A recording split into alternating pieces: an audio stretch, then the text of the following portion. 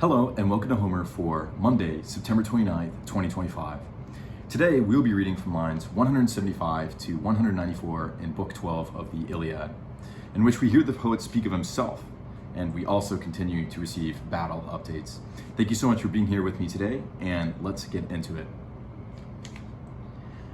But others were fighting in battle about the other gates, and hard were it for me, as though I were a god, to tell the tale of all these things. For everywhere about the wall of stone rose the wondrous blazing fire. For the Argives, albeit in sore distress, defended their ships perforce. And the gods were grieved at heart, all that were helpers of the Danaans in battle. And the Lapithai clashed in war and in strife. Then the son of Perithous, mighty Polupoetes, cast with a spear and smote Demosos through the helmet with cheap pieces of bronze. And the bronze helm stayed not the spear, but the point of bronze brake clean through the bone, and all the brain was spattered about within. So stayed he him in his fury. And thereafter he slew Poulon and Ormenos, and Leontaos, scion of Ares, smote Hippomachos, son of Antimachus, with the cast of his spear, striking him upon the girdle. And again he drew from its sheath his sharp sword, and darting upon him through the throng, smote Antiphates first in close fight, so that he was hurled backward upon the ground. And thereafter Manon and Iamenos and Orestes, all of these one after other, he brought down to the bounteous earth. Wonderful. What a beautiful way to end the passage. Let's sing it in Greek.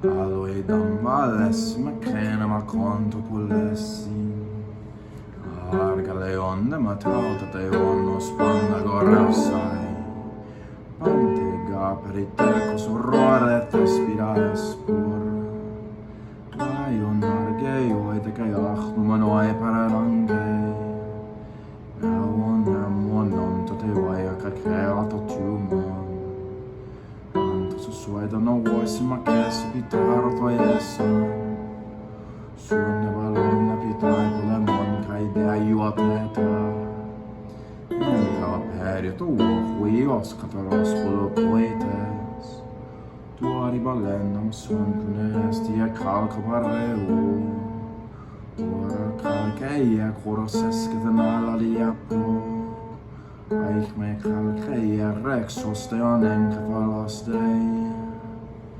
Dona paspe palato da massa de minima vuota Auta la peta pullona che orme non exena rixen Riondanti ma quaio leonta suos dorareos Hiupo ma comba le duri catosos terra tutesas Artis de colauaior rusamenos fosoxu Antifaten men brotna paix astion meiu Exoptos scadien orar ruptius suore reste Catarapeta menona cae amenon caraesten Antos opus et orus pela secon in puola terre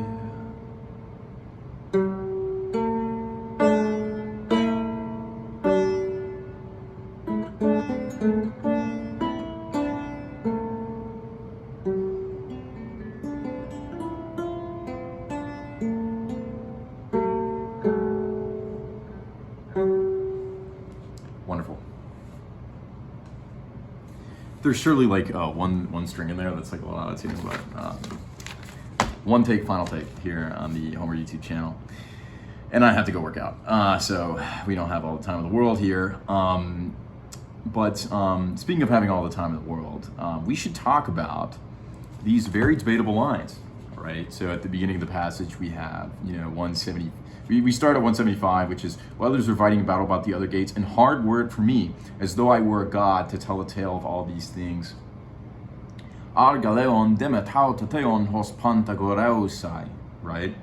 So it's difficult for me, argaleon demetauta teon, right? So it's interesting the sequence of words in the line, right? So usually when we read Homer, we're not very good at the Greek, so we have to sort of stumble through the line and get through it.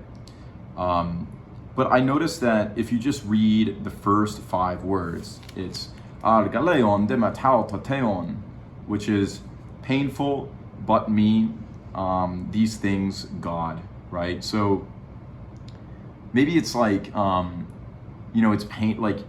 it's it's painful for me, like these things, these godlike things, right? Hos pan tagoreosai then updates it to relate it all, right? It's a hard word for me, as though I were a god, to tell the tale of all these things. That's very clear in the English, but with the sequence of the words, the way they come out of the poet's sort of perspective, gives you a different aspect to it, right? And this different aspect, of course, has to do with the first line, which we're hearing after the conclusion of Asios' speech that we did yesterday, which is, lots of alphas here. So they're fighting about the gates, right? And then argaleon demetauta teon.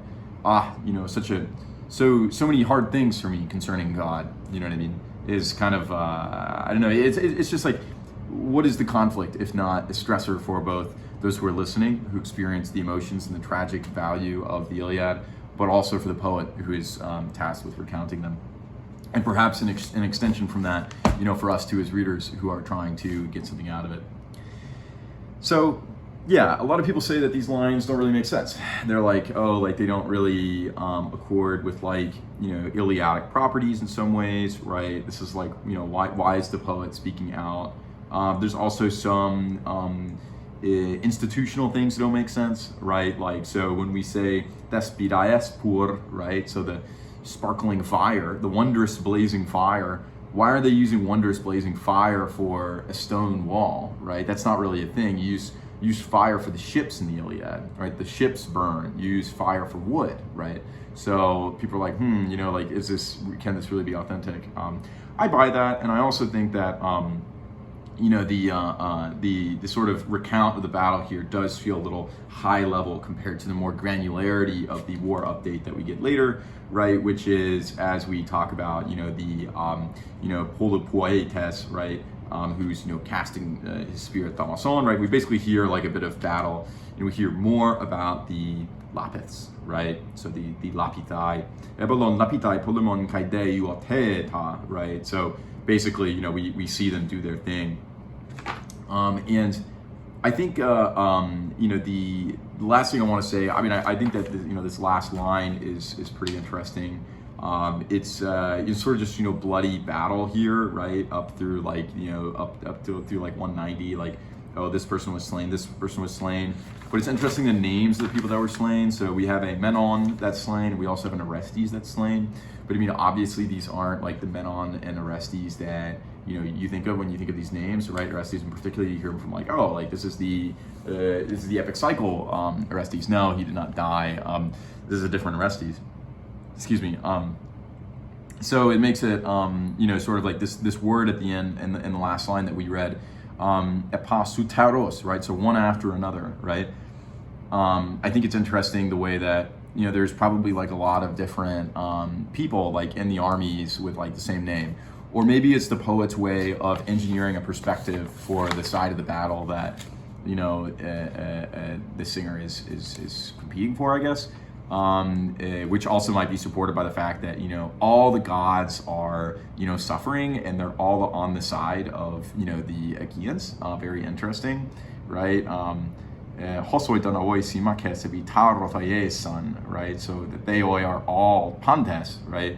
Are all, their thumos is hurt, akeato tumon, right? And they're supporting the Danans. Very interesting. And, there's a sort of maybe a cosmological cap on it with this final word, which is of course pulobotere, right? So they fall, this is sort of a beautiful image, right? They're falling down back into the bountiful earth, epasuterus, right? Something that we continue to do to this day as we continue to do our thing in the world, whether we are fighting the Iliad or not. Or in the Iliad. Anyway, that's all I have for you today. Thank you so much for listening to these hefty 20 lines, and I hope you have a wonderful day, and I'll see you tomorrow. Bye.